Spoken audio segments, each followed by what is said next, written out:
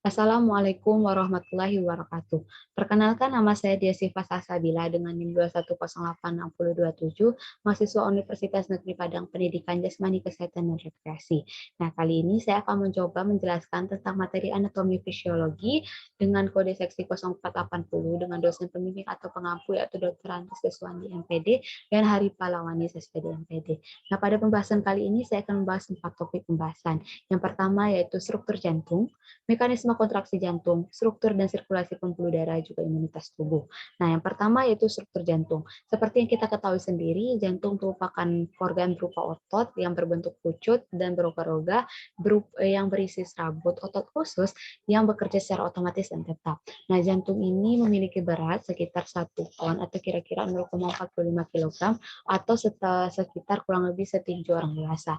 Nah, jantung memiliki 3 lapisan. Yang pertama yaitu perikardium, merupakan lapisan paling luar yang berfungsi untuk membungkus jantung.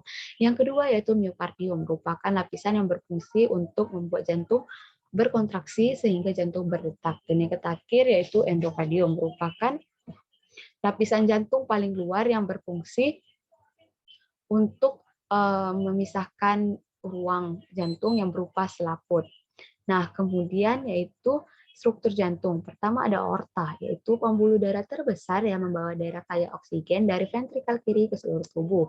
Kemudian ada vena cava superior, merupakan atau berfungsi untuk membawa darah dari organ tubuh bagian atas ke jantung. Kemudian ada vena cava inferior, merupakan jalur yang membawa darah dari organ tubuh bagian bawah ke jantung. Kemudian ada katup pulmonalis. Nah, fungsinya yaitu mengatur aliran darah dari bilik kanan ke arteri pulmonalis. Kemudian ada vena pulmonalis, berfungsi untuk mengangkut O2 dari paru-paru ke atrium kiri. Kemudian ada arteri pulmonalis. Nah, yaitu mentransfer O2 dari atrium ventrikal kanan ke paru-paru. Kemudian ada atrium atau serambi, terbagi jadi 2, ada atrium kiri dan atrium kanan.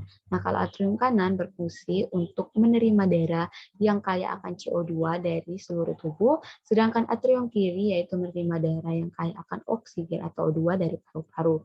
Kemudian ada katup AV, berfungsi untuk mencegah darah mengalir kembali ke jantung setelah dipompa ke aorta.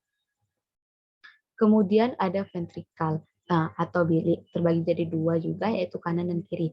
Jika kanan, ia berfungsi menerima darah dari atrium kanan dan membawanya ke paru-paru, sedangkan ventrikal kiri berfungsi menerima darah dari atrium kiri dan membawanya ke seluruh tubuh. Kemudian ada septum antarventrikal, berfungsi untuk memisahkan antara ventrikal kanan dan ventrikal kiri.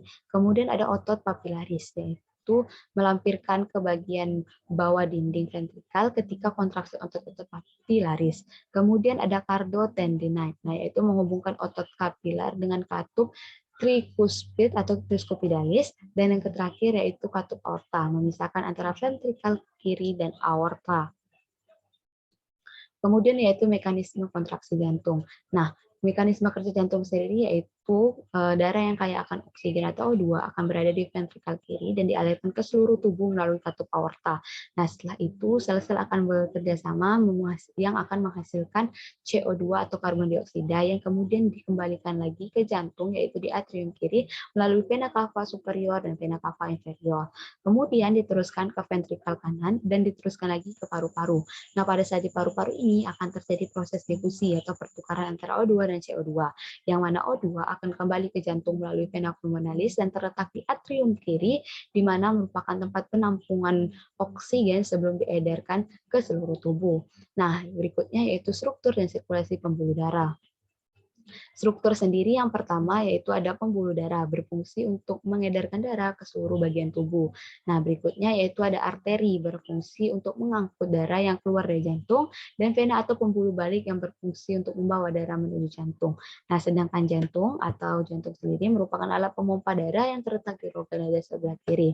Nah, sirkulasi atau pembuluh darah adalah jalur bagi darah yang mengalir yang berasal dari jantung menuju ke jaringan tubuh atau sebaliknya. Terdiri dari 3, yaitu pembuluh darah nadi atau arterial yang membawa darah arteri yang membawa darah meninggalkan atau keluar dari jantung, kemudian balik atau vena yang mengangkut darah menuju jantung, dan kapiler yang menghubungkan nadi terkecil dengan ujung pembuluh balik.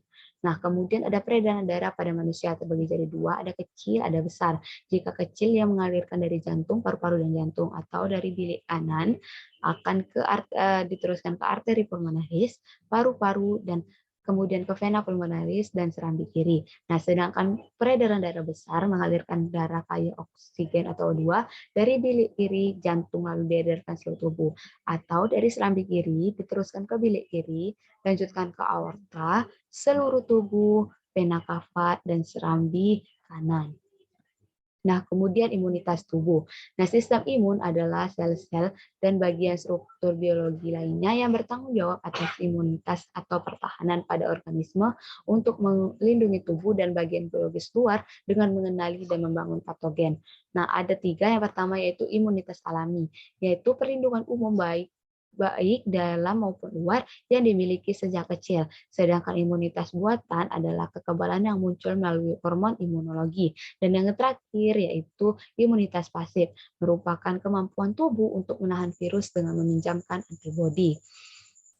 Nah, hanya itulah yang dapat saya sampaikan. Apabila ada kesalahan, saya minta maaf. Pada Allah, saya mohon ampun. Wabillahi taufiq wa hidayah. Wassalamualaikum warahmatullahi wabarakatuh.